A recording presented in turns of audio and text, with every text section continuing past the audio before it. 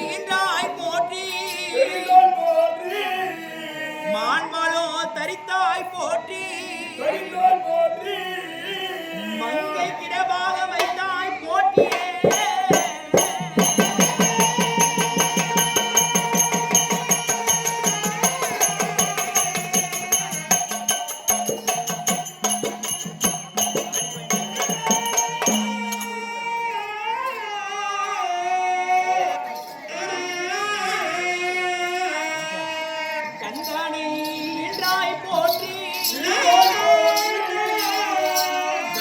சிரமதனை கொய்தாய் போற்றி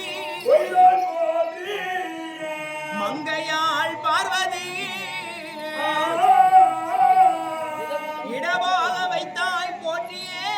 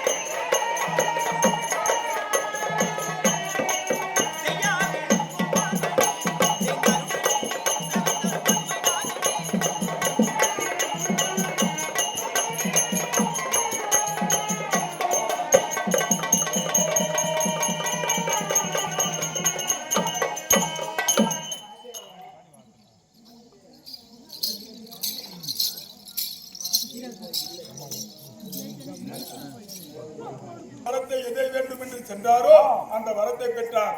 அதை போல கல்லை வைத்து வணங்கினாலும் கடவுள் என்று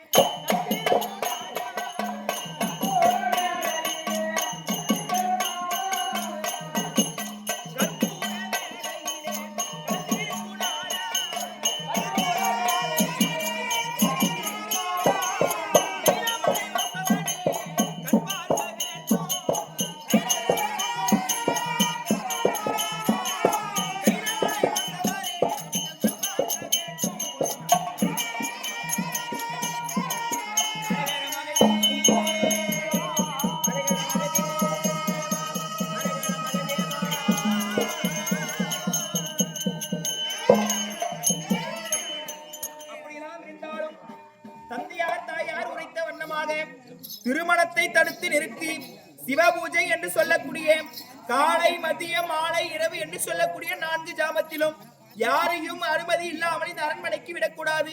இந்த கன்னிகா மடத்திற்கு ஒருவேளை வந்தால் 60 சவுக்கடி என்று சொல்லி அனுதினமும் சிவபூஜை செய்து வருகிறோம். நான் சொன்ன நிபந்தனை எல்லாம் தடுத்து நிறுத்தி எந்த ஒரு ஆண்மகன் வருகிறானோ பார்க்கலாம். ஆகட்டும். இந்த பூஜை நேரம் முடிந்தது. இந்த பூஜை நேரம் முடிந்தது. அடுத்த பூஜை நேரம் பிரம்ம முகூர்த்தத்தில் பூஜை திருக்குந்தரா. இன்னும் இதே ஊரை சேர்ந்த சௌரமா காசை கொடுக்கப்பட்ட காமிச்சான இருக்காங்க. இதே உள்ளூர் கோயில் கொண்டு வந்து ஆரியம்மன் பேர்ல காசை கொடுத்திருக்கிறார். என்ன சொல்லி தெரியுமா?